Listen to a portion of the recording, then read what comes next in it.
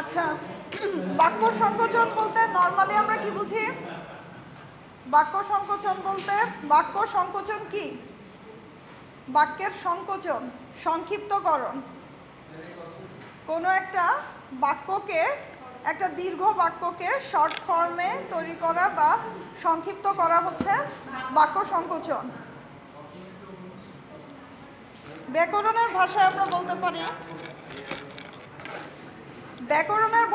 বলতে পারি, বাক্য সংকোচন হলো কোনো বাক্য বা বাক্যাংশে এক শব্দে পরিণত করা। কোনো বাক্য বা বাক্যাংশকে যখন আমরা এক শব্দে প্রকাশ করব তখন তাকে বাক্য সংকোচন বলে। বাক্য সংকোচন বাক্যকে সংক্ষিপ্ত করে, ঠিক আছে? বাক্যকে সংক্ষিপ্ত করে বা ছোট করে। বাক্য সংকোচনের ক্ষেত্রে বাক্যের অর্থের কোনো পরিবর্তন হয় না। বাক্য সংকোচনের ক্ষেত্রে বাক্যের অর্থ অপরিবর্তিত থেকে বাক্য সংক্ষিপ্ত হয় বা বাক্য সংকুচিত হয়, কিন্তু বাক্যের অর্থ কি থাকে? অপরিবর্তিত থাকে। এভাবে বাক্য সংকোচন, তাহলে আমরা কি বলতে পারি? বাক্য সংকোচনের ক্ষেত্রে বাক্যের অর্থের কোনো পরিবর্তন হয় না, শুধুমাত্র বাক্য সংকুচিত হয় এবং বাক্যের অর্থ সম্পূর্ণভাবে রক্ষিত থাকে, আরও আকর্ষণীয় হয়ে ওঠে। তাহলে কি বোঝা গেল বাক্য সংকোচন কি? এতক্ষণ ধরে বললাম, পিছনে বলেন বাক্য সংকোচন কি? আপনি ছাড়া পিছনে যারা এই মুহূর্তে কথা বলছিল তাদের থেকে একজন বলবে।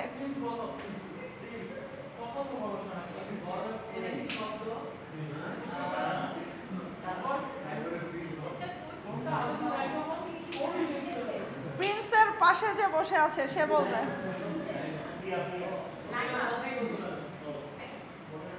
বলেন বাক্য সংকোচন কি? বাক্যকে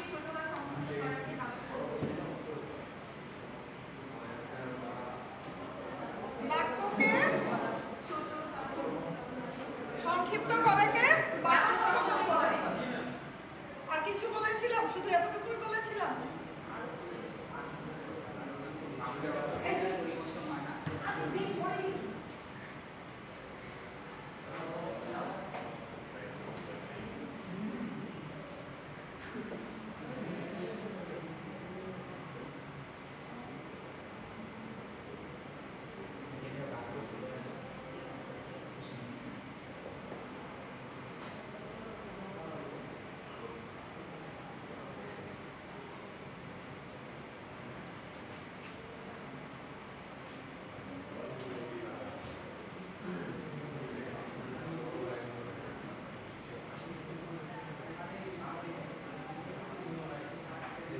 বাক্য সংকোচন বলতে কোনো বাক্য বা বাক্যাংশকে এক পদে বা এক শব্দে প্রকাশ করাকে বোঝায়।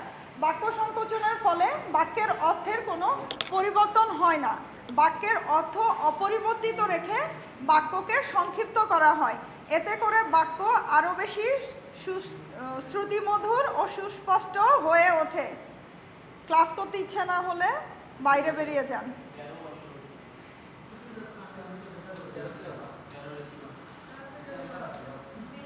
বাক্য সংক্ষিপ্ত হওয়ার ফলে কি হয়? বাক্য আরও সুস্পষ্ট, গাঢ় এবং শ্রুতিমধুর হয়ে ওঠে। ঠিক আছে, বোঝা গেল? যেমন আমরা ধরতে পারি, এখানে বারবার বলা হচ্ছে, একটি কথা বারবারই বলা হচ্ছে যে বাক্য সংক্ষিপ্তকরণের ফলে বাক্য শ্রুতিমধুর, গাঢ় এবং আরও সুস্পষ্ট হয়ে ওঠে। এটা কিভাবে হয়ে ওঠে? আবার বাক্য সংকোচনের ফলে নতুন শব্দের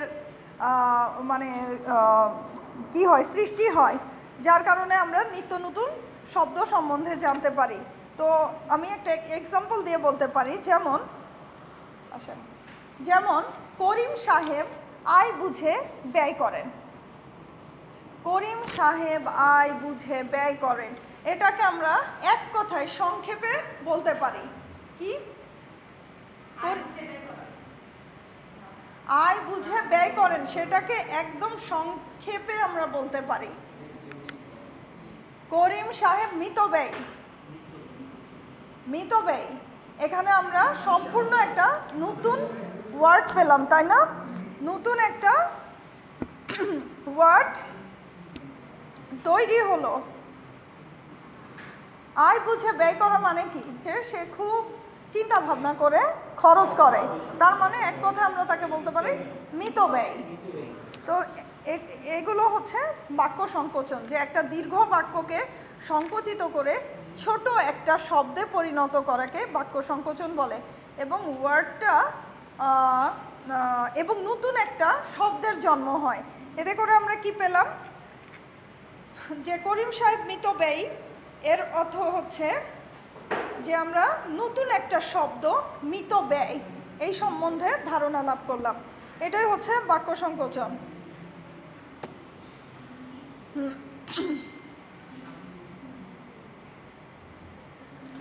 আচ্ছা, এরপর আমরা বইয়ে চলে আসি।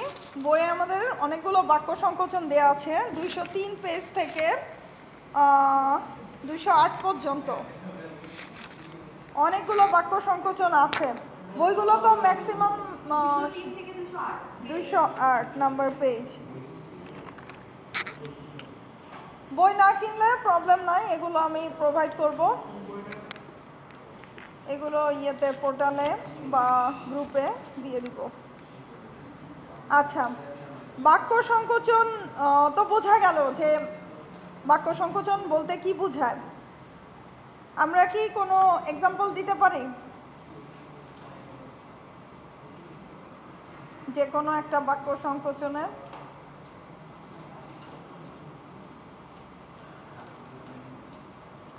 যেমন ছোটবেলায় আমরা পড়েছিলাম না, স্কুল কলেজে পড়ি নাই, বাক্য সংকোচন, সারমর্ম, ভাব সম্প্রসারণ, বাগধারা, এক কথায় প্রকাশ। বাক্য সংকোচন বলতে বোঝায় এক কথায় প্রকাশ।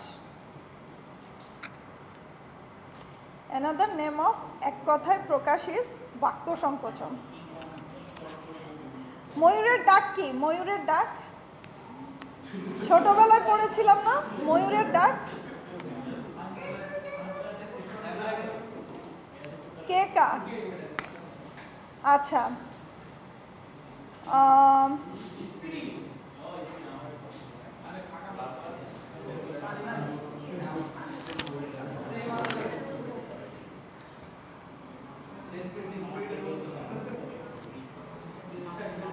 যেমন দমন করা যায় না যাকে, অদম্য। তারপরে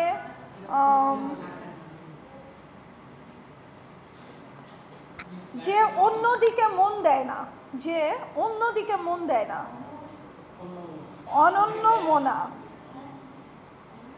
যে বন হিংস্র জীবজন্তুতে পরিপূর্ণ, সাপদ সংকুল। কিছুই মনে নয়? এগুলো তো আমরা সব সময় পড়েছিলাম স্কুলে। তারপরে আচ্ছা, কমন কিছু বলি যেগুলো আপনাদের পরিচিত।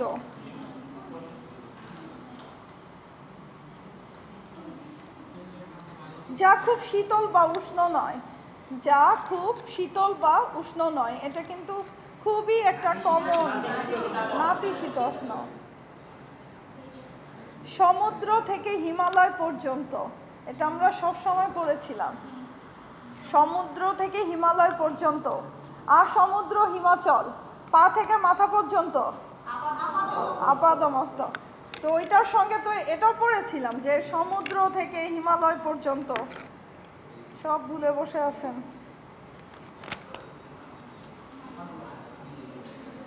আচ্ছা, যাই হোক, এই বইটাতে কিন্তু কিছুটা আনকমন টাইপের বাক্য সংকোচন আছে, আমরা সচরাচর যেটা পড়ে এসেছি তার থেকে ব্যতিক্রম। ঠিক আছে, এখান থেকে আমরা যেগুলো পড়ব আমি একটু সেগুলো বলি। নিন্দা করার ইচ্ছা, নিন্দা করার ইচ্ছা, এটার বাক্য সংকুচিত হয়ে যে ওয়ার্ডটা পাবে সেটা সম্বন্ধে আমাদের কোনো ধারণাই নাই। সালমান নিজেই কথা বলছেন। আপনি সোজা হয়ে বসেন, নয়তো সামনে এসে বসেন।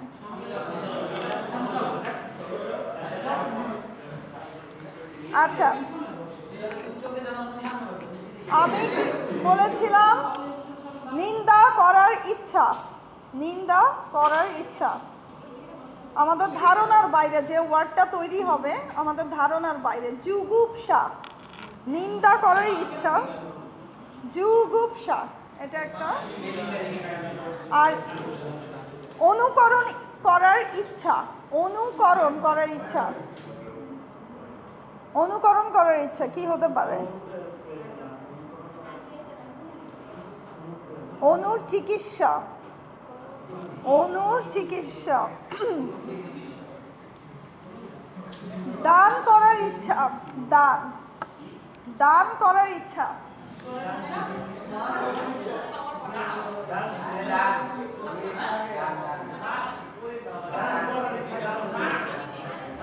দান করার ইচ্ছা,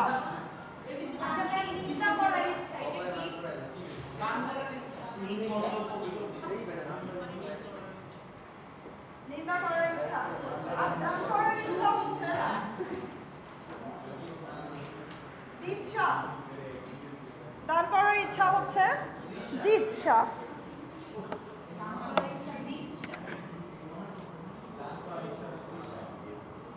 পান করার ইচ্ছা,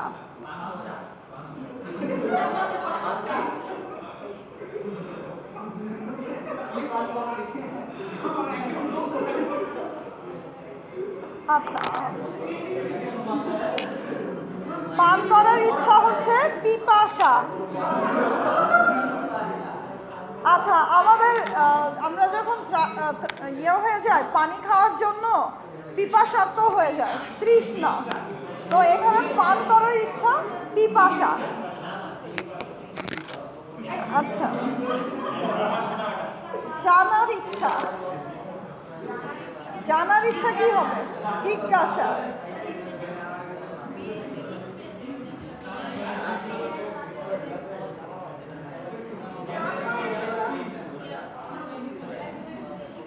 আচ্ছা, জানার ইচ্ছা বা জানবার ইচ্ছা কি?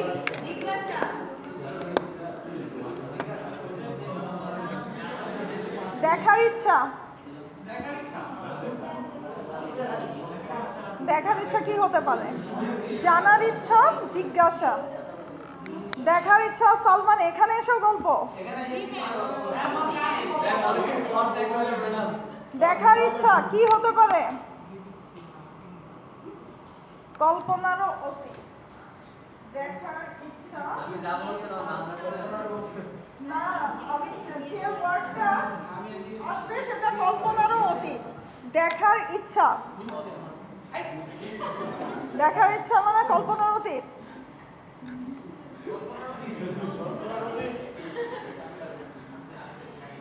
আপনার বাংলাতে এত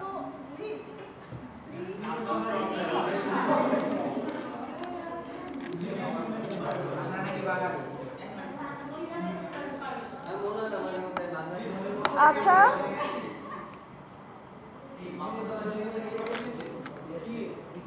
আচ্ছা, এবার আমরা ডাকে চলে আসি। হ্যাঁ, ডাক। এই বইটাতে কিছুটা সেকশন ওয়াইজ আছে। যেমন ইচ্ছা দেয়া একটা সেকশনে আছে শুধু ইচ্ছা, একটাতে আছে শুধু ডাক, একটাতে আছে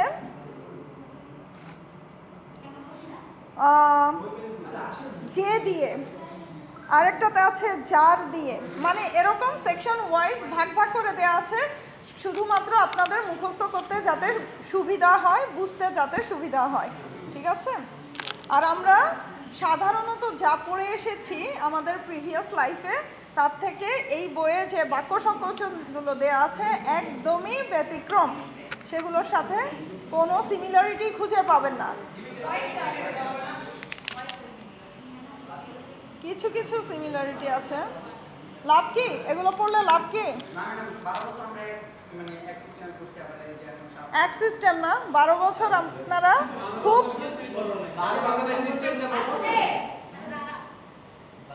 প্রশ্ন করে অ্যান্সার যদি আপনারাই দিবেন তো প্রশ্নটা আমাকে কেন করেন? 12 বছরে স্বল্প পরিসরে ছোট জায়গায় পড়েছেন, এখন দীর্ঘ পরিসরে আসবেন, মানে এতদিন খাল বিল ডোবা পুকুরে ছিলেন, এখন ব্যাকরণের সমুদ্রে, নদী না সমুদ্রে।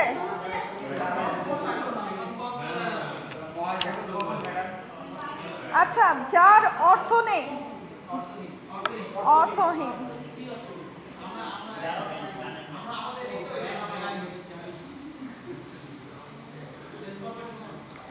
আচ্ছা, যার চারদিকে স্থল, যার চারদিকে স্থল, যার চারদিকে স্থল, স্থল মানে কি? মাটি। হ্যাঁ, যার চারদিকে স্থল কি বলা হয়?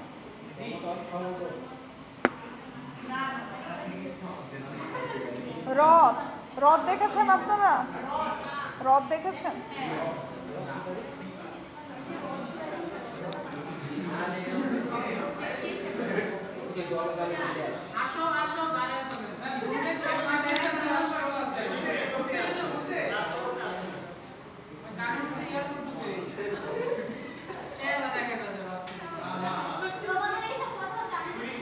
আচ্ছা, যা পূর্বে শোনা যায়নি, যা পূর্বে শোনা যায়নি, যা আগে শোনা যায়নি, অশ্রুত পূর্ব।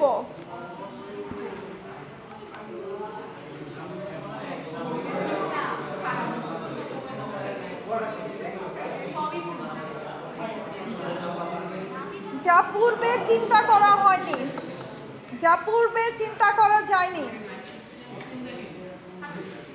অচিন্তিত পূর্ব।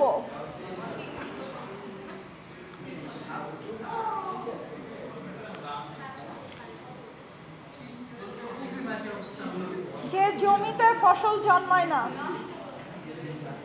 যে জমিতে ফসল জন্মায় না, ঊষর। মানে যে জমিতে ফসল জন্মায় না সেই জমিতে কি, মানে জমিটা ফসলের জন্যে উপযোগী না, তো সেটা কি? ঊষর। আচ্ছা, এরকম অনেক কিছু আছে, যেমন দিনের পূর্ব ভাগ, দিনের পূর্ব ভাগটাকে বলা হয় পূর্বাহ্ন, পূর্বাহ্ন। দিনের মধ্যভাগকে বলা হয় মধ্যাহ্ন, দিনের অপর ভাগকে বলা হয় অপরাহ্ন। অপর ভাগ বলতেই শেষ ভাগটা বোঝায়। আচ্ছা, এখন আমরা আসি রাত্রি। এতক্ষণ দিনেরটা শিখলাম, পূর্বাহ্ন, মধ্যাহ্ন, অপরাহ্ন।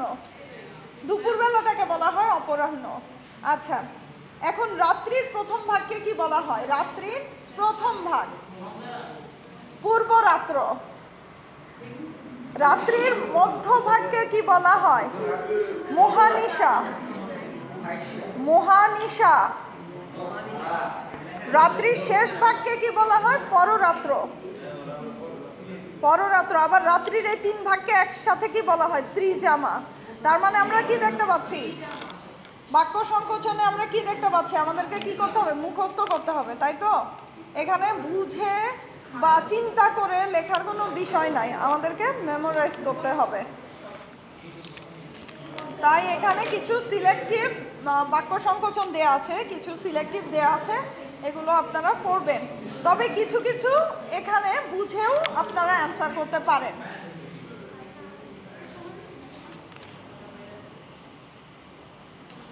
তবে মুখস্থের ব্যাপারগুলো এখানে একটু বেশি।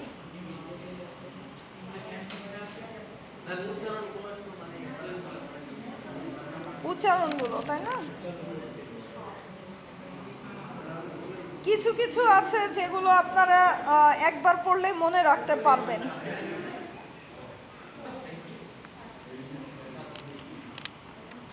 যেমন দমন করা যায় না যাকে, দমন করা যায় না যাকে অদম্য, তাই না? এটা অনেক ইজি, এটা একবার পড়লেই মনে রাখতে পারবেন।